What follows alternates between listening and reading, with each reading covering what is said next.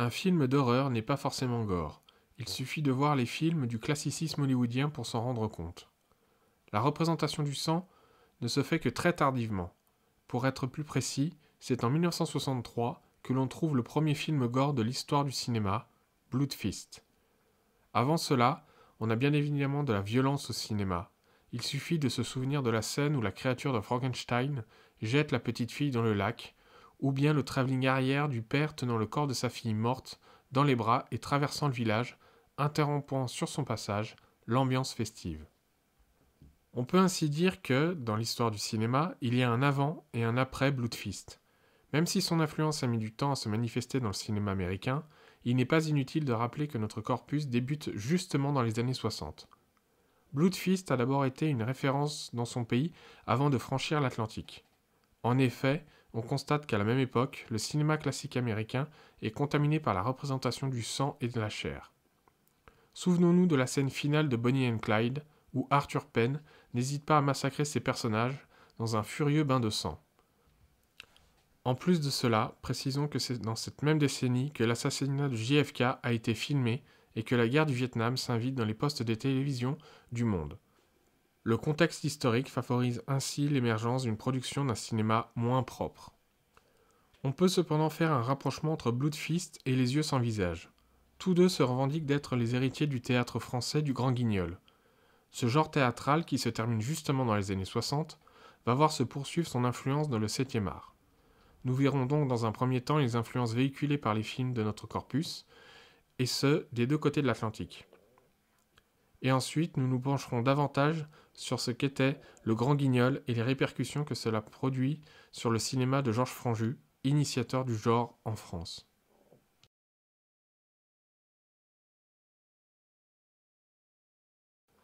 Bien que l'horreur à la française ait du mal à se frayer un chemin dans le paysage cinématographique en général, on constate pourtant que celui-ci exerce une certaine influence sur d'autres cinéastes, aussi bien français qu'étrangers. Nous effectuerons ainsi une comparaison entre les films de notre corpus et d'autres venant de pays différents. Mais également, nous verrons aussi comment la nouvelle vague de films d'horreur français est largement influencée par le cinéma d'outre-Atlantique.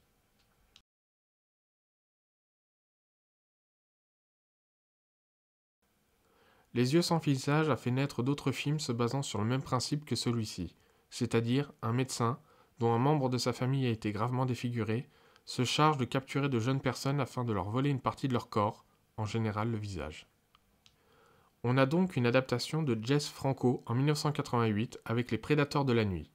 Ce film, loin d'égaler la qualité de son modèle, suit la mode du gore en montrant ce que précisément Franju nous cachait. Entre autres le visage défiguré de la sœur du médecin, au lieu de sa fille chez Franju. Franco ne s'arrête pas là. Dans une esthétique de la monstration, le réalisateur ne nous épargne aucun détail des opérations et des meurtres de ceux qui s'intéressent de trop près aux agissements de ce docteur fou. La grosse différence avec ce film, par rapport à celui de Franju, est qu'il joue volontiers dans le non-réalisme et plus précisément dans le grand guignolesque. Là où Franju restait réaliste, les opérations et dialogues scientifiques, Franco tombe directement dans l'incohérence de ce que peut produire le genre qui contient en lui-même sa propre parodie. C'est pourquoi, en plus du gore, est présent aussi un fort aspect sexuel incarné par Brigitte Lahaie, ambassadrice de ce genre. Comme on le verra après avec Almodovar, le sexe chez Franco n'a qu'un rôle de voyeurisme.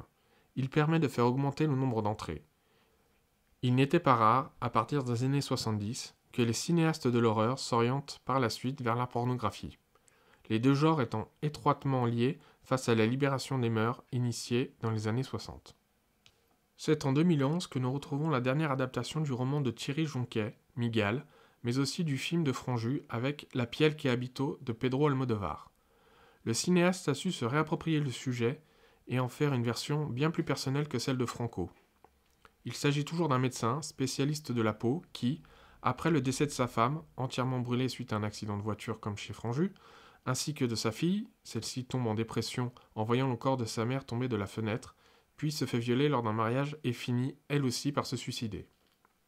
Ce médecin, donc, Antonio Banderas, va retrouver le responsable de la mort de sa fille pour le séquestrer afin de lui faire subir toute une série d'opérations dans le but de lui faire changer de sexe.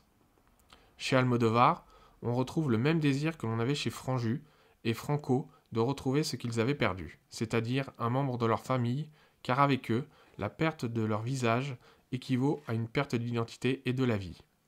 D'ailleurs, chez Franju, Christiane est comme un fantôme qui hante les couloirs de cette grande demeure de la région parisienne. Ce qui motive Almodovar, par-dessus tout, c'est la vengeance. Une vengeance contre le violeur de sa fille, mais aussi sur la vie car il va donner les traits de sa femme défunte à sa victime. On note toutefois une différence entre le film d'Almodovar et ceux de Franju et Franco. C'est sur le traitement des corps. Alors que Franju et Franco détruisent des corps sans pour autant réussir à en reconstruire un, toutes leurs tentatives se terminent par un échec, Almodovar, lui, modifie un corps existant et en crée un nouveau, celui d'une femme, de la sienne. Ce corps, le cinéaste va lui donner une teinte de sexualité. Là où Franju montrait que la relation entre Christiane et son fiancé était terminée, et de toute façon stérile comme on le voit lorsqu'elle appelle mais ne parle pas, et Franco qui oriente cette notion avec le personnage de l'assistante, Brigitte Lahaie. Almodovar, en nous épargnant les opérations, donc en nous donnant juste l'image d'un corps parfait, nous montre comment le médecin tombe dans son propre piège en désirant sa victime. La sexualité chez Almodovar est un thème récurrent, surtout quand celle-ci joue sur la frontière entre hétérosexualité et homosexualité.